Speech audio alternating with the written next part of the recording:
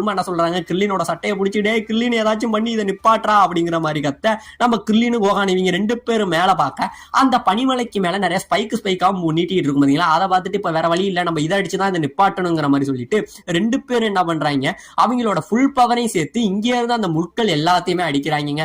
அந்த முள்ளி எல்லாமே தரையில குத்த அது இந்த பனியை தடுக்கும் அப்படின்னு பார்த்தா இந்த உருண்டுகிட்டு வர பனியில அந்த முற்களும் சேர்த்து குத்திக்கிட்டு அப்படியே இந்த ஸ்பைக் பால் மாதிரி இவங்களை இன்னும் வேகமா துரத்திக்கிட்டு வர இவங்க பயங்கரமா கத்திக்கிட்டு இங்க இருந்து போறாங்க. அப்படியே போயிட்டு இருக்கு. அப்ப திடீர்னு நம்ம புல்மா என்ன பண்றாங்க, அந்த குகைக்கு நுனியில மிகப்பெரிய வெளிச்சத்தை பாக்குறாங்க. அந்த வெளிச்சத்தை பார்த்துட்டு என்ன சொல்றாங்க, கிர்லின் எனக்கு ஒரு வெளிச்சம் தெரியுது, நம்ம தப்பிச்சிடலாம் அப்படின்னு சொல்லிட்டு போக திடீர்னு பாத்தீங்க அப்படின்னா வெளிச்சத்துக்கு வெளியில போனவங்களுக்கு பயங்கரமான ஷாக்குங்க. ஆமாங்க, அது ஒரு மிகப்பெரிய பள்ளம். இந்த பள்ளத்துக்கிட்ட போனவனே மறுபடியும் அங்கே இருந்து கீழே விழுந்துடுறாங்க. கீழே விழுந்தவங்க செத்துட்டாங்க அப்படின்னு நினைச்சா நல்ல வேலை நம்ம கிர்லினும் கோகானும் ஏர்ல பறப்பாங்க பாத்தீங்களா. அதனால நம்ம புல்மாவையும் அப்படியே ஏர்லயே பறக்க விட்டு பிடிச்சிடுறாங்க.